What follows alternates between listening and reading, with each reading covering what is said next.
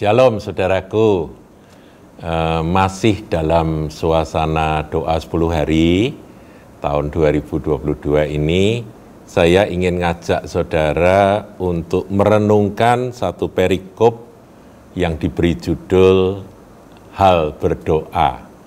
Nah, ini ada di dalam Lukas pasal yang ke-11. Saya tidak akan baca semua saudara, karena di situ Tuhan Yesus ngajarkan doa Bapa kami.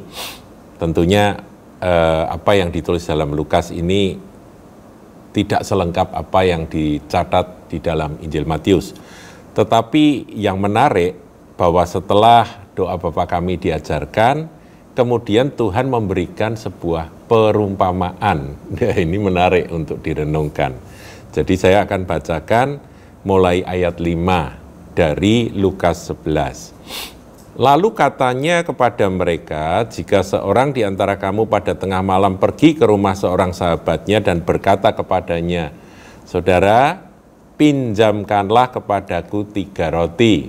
Pinjamkan kepadaku 3 roti, sebab seorang sahabatku yang sedang berada dalam perjalanan singgah ke rumahku dan aku tidak mempunyai apa-apa untuk dihidangkan kepadanya.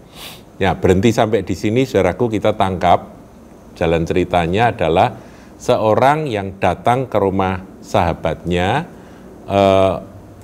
ketok pintu dan minta pinjam 3 roti, saudaraku. Karena apa?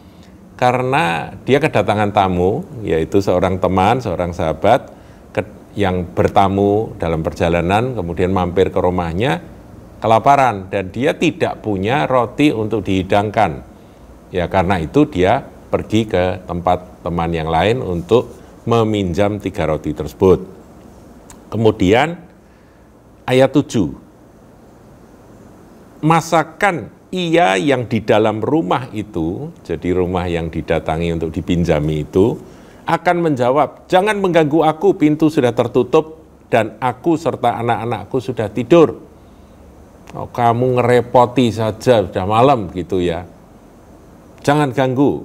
Apakah akan ngomong gitu teman yang punya roti itu gitu ya, yang di malam-malam didatangi oleh temannya untuk dipinjami roti tersebut, mau pinjam gitu ya. Dan aku serta anak-anakku sudah tidur gitu ya, jadi kamu ini ganggu aja. Apakah seperti itu? Aku tidak dapat bangun dan memberikan kepada saudara. Apakah seperti itu, saudaraku? Jadi artinya apakah akan ditolak? Ayat 8, perhatikan ini menarik. Aku berkata kepadamu sekalipun ia tidak mau bangun, artinya dia segan bangun karena dia sudah tidur lelap begitu ya. Dan memberikan padanya karena orang itu adalah sahabatnya. Meskipun dia itu sudah tidur, sudah malas bangun, tapi karena itu adalah sahabatnya, namun karena sikapnya yang tidak malu itu, jadi malam-malam enggak sungkan gitu ya, enggak pakai sungkan, ketok pintu gitu ya, ketok pintu malam-malam, pinjam 3 roti begitu ya kira-kira. Maka dikatakan ia akan bangun juga dan memberikan kepadanya apa yang diperlukannya. Ngantuk-ngantuk bangun pasti ya sebentar aku ambilkan 3 roti begitu kira-kira saudara. Nah, ayat 9 ini adalah penjelasan dari Tuhan Yesus setelah ilustrasi tersebut. 9 sampai 13, saudara. Memang panjang, tapi saudara kalau mengikuti akan pembacaan firman ini menarik sekali bahwa ujungnya itu sebetulnya apa. Ayat 9, oleh karena itu aku berkata kepadamu, mintalah maka akan diberikan kepadamu. Jadi suruh minta. Tadi ditambah dengan sikap tidak malu. Sikap nggak pakai sungkan begitu ya, ngoyok istilahnya ya, orang Semarang bilang ngotot ngoyok begitu ya. Carilah maka kamu akan mendapat, ketoklah maka pintu akan dibukakan bagimu. Ini sama dengan apa yang diajarkan dalam Injil Matius. Kemudian ayat 10, karena setiap orang yang meminta menerima dan setiap orang yang mencari mendapat dan setiap orang yang mengetok baginya pintu akan dibukakan. Tapi saudaraku, ini kan minta bukan untuk kebutuhan diri sendiri, bukan untuk kepentingan dirinya sendiri. Bukan, tapi untuk sahabat yang sedang dalam perjalanan, yang mampir ke rumah, butuh roti, kan begitu, saudara, 3 roti. Nah, kemudian ayat 11 dilanjutkan oleh Tuhan. Bapa manakah di antara kamu jika anaknya minta ikan, daripadanya akan memberikan ular kepada anaknya itu ganti ikan? Wow, ini dijelaskan. Kalau bapak anaknya minta ikan, maksud dikasih ular beracun gitu ya, nggak mungkin, saudaraku ya. Atau jika ia minta telur, akan memberikan kepadanya kalajengking. Mintanya telur dikasih kalajengking, menyengat. Nggak bakalan bapak itu seperti itu. Nah, saudara, minta apa kepada bapak? Minta sesuatu untuk menolong orang lain. Nah, inilah urutan dari firman yang kita baca tadi, saudaraku ya. Nah, maka dari itu kita lihat ayat 13. Saudara yang mengikuti akan suara gembala ini, mari kita baca sama-sama. Ya, ini ditampilkan akan ayatnya, Lukas 11 ayat 13.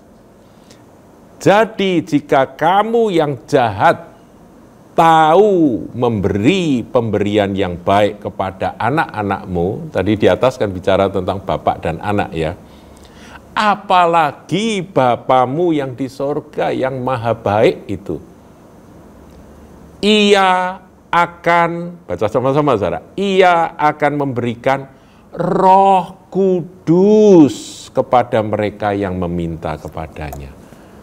Kalau kita sampai ke ayat 13, akhir dari perikop ini, sesungguhnya ngomong 3 roti, tidak malu, dan pasti akan diberi, itu apa, saudaraku?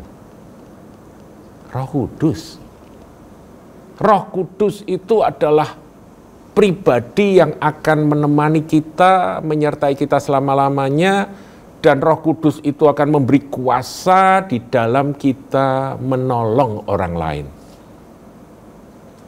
3 roti itu ada yang menafsirkan ini adalah tubuh jiwa roh yang merupakan kebutuhan dari orang lain. Dari orang-orang yang memang Tuhan kirim kepada kita. Mari saudaraku, kita datang kepada Tuhan hari-hari ini. Datang kepada Bapa yang maha baik itu. Ada orang berkata, aku kalau minta Roh Kudus nanti kalau kerasukan, kesurupan roh setan gimana? Lah mintamu kepada siapa? Minta kepada Bapa dalam nama Yesus, itu janji dari Tuhan Yesus, janji dari Bapa Surgawi. Dia pasti akan memberi apa yang kau minta, tapi ada sikap yang harus kita perjuangkan. Dalam meminta, terkadang itu tadi, nggak malu. Ya saudaraku, nanti hari Minggu ya, ini kan masih hari Sabtu ya saudara. Hari Minggu, saudara, Minggu sore kita akan kumpul sama-sama, kita akan berdoa. Bagi Anda yang membutuhkan akan Roh Kudus, sikap inilah yang harus Anda bawa. Kalau diundang, mari saudara yang rindu untuk dipenuhi Roh Kudus, rindu untuk dikuasai Roh Kudus, rindu untuk diisi dengan roh yang dari tempat maha tinggi, kuasa di tempat maha tinggi, maju ke depan. Itu jangan malu, sikapnya yang tidak malu, ayat 8, diulangi. Namun karena sikapnya yang tidak malu itu, ia akan bangun juga dan memberikan padanya apa yang diperlukan. Baru kemudian ayatnya, mintalah maka akan diberikan kepadamu. Jadi meskipun kita ini disuruh minta, tapi mintanya itu bukan minta dengan malu-malu, minta dengan apa itu, ya butuh-butuh, enggak butuh gitu. Tapi benar-benar butuh. Karena apa? Kita tahu pasti bahwa kita nggak bisa menolong orang lain, kita nggak mampu menolong orang lain tanpa Roh Kudus. Menolong orang lain itu melayani, saudaraku ya. Jadi Roh Kudus akan dicurahkan kepada orang-orang yang hatinya rindu untuk dipakai oleh Tuhan, melayani orang lain, menjadi berkat bagi sesama. Seperti murid-murid Tuhan pada waktu itu. Mereka dipenuhi Roh Kudus dan mereka menjadi berkat bagi seluruh dunia. Tuhan Yesus berkati.